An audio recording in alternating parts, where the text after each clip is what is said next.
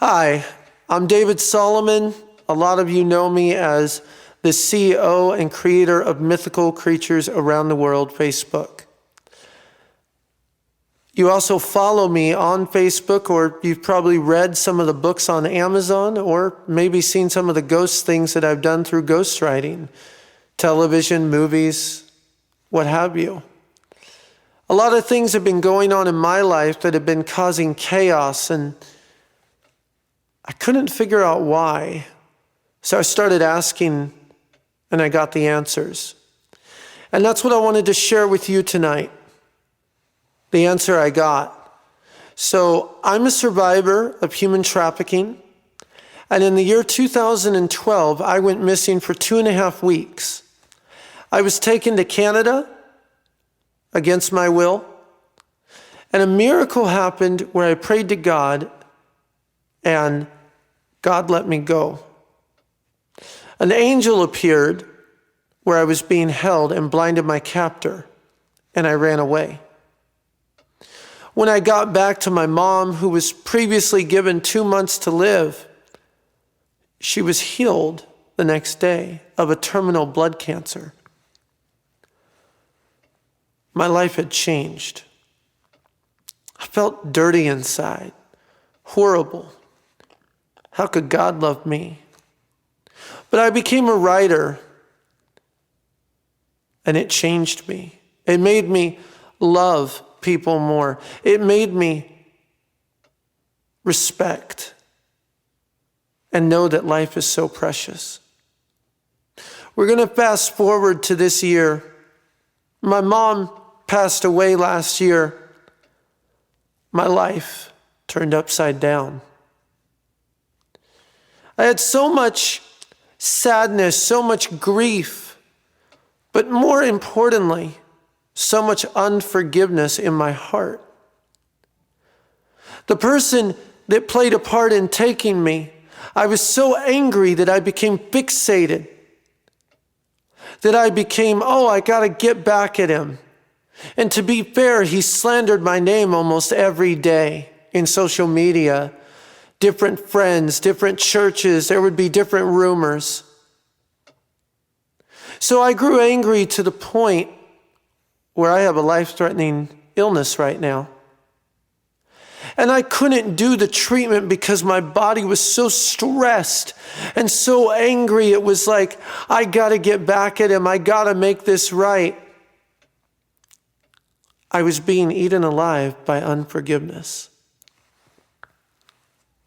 So I found out that person was going to be in Texas last week. And I knew the only way I was going to survive, the only way that I was going to thrive in life was to forgive, but not forget. I had to do it for me. I had to do it.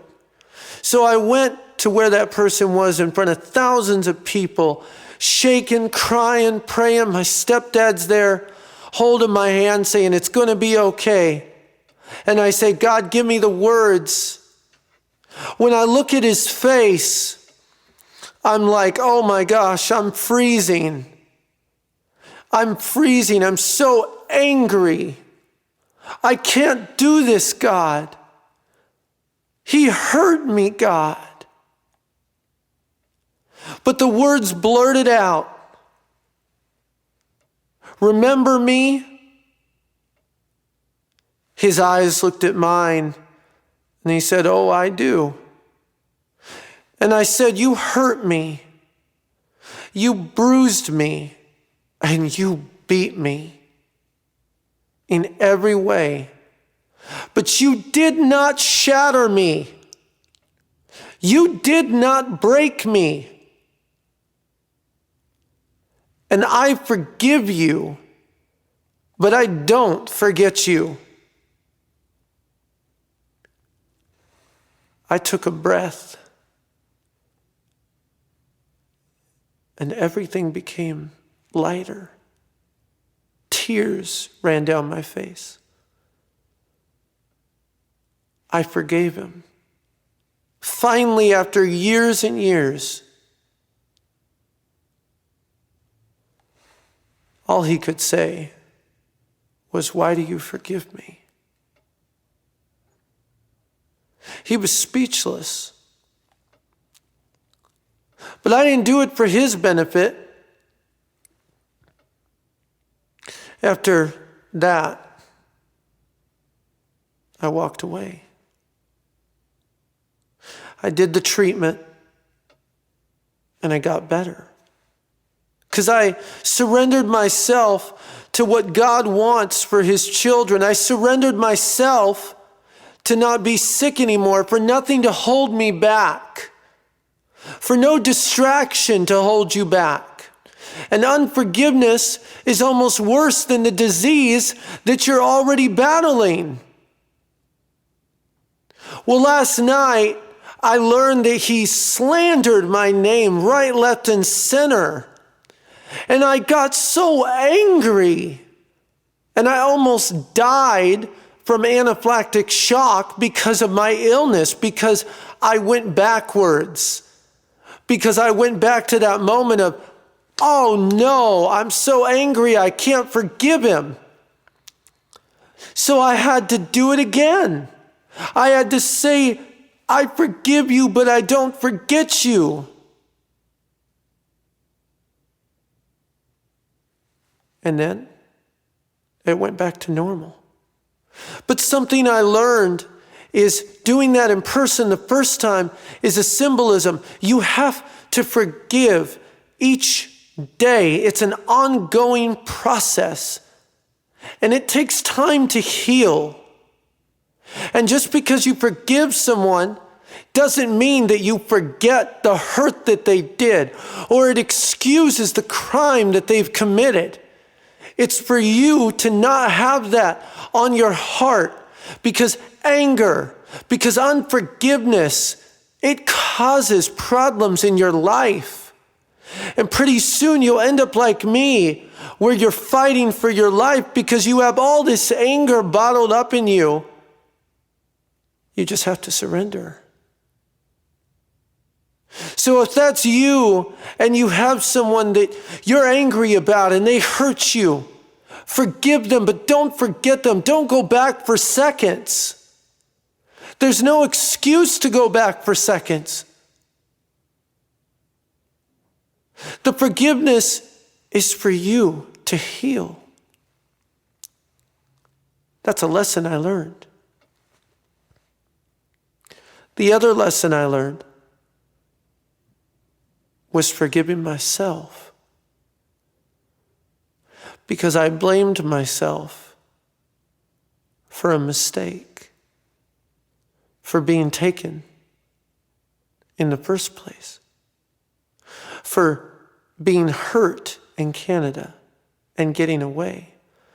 Because all those kids that were there didn't get away. I'm the only one that got away. So I blamed myself for years. And I remember their names, and I remember their faces, and I pray for them each and every day. But I blamed myself. So last night I had a conversation with God, and I said, God, I am angry at myself now. I blame myself for this.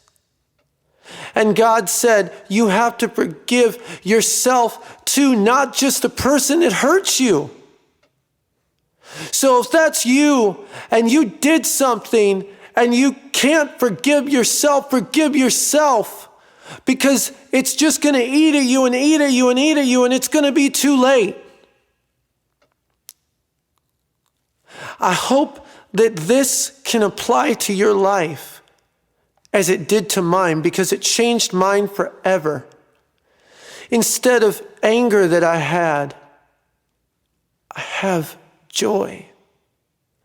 Instead of unforgiveness, I have forgiveness.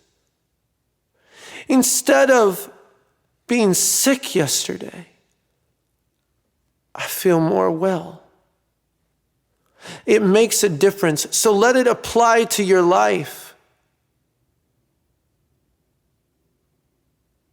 Thank you for taking the time to listen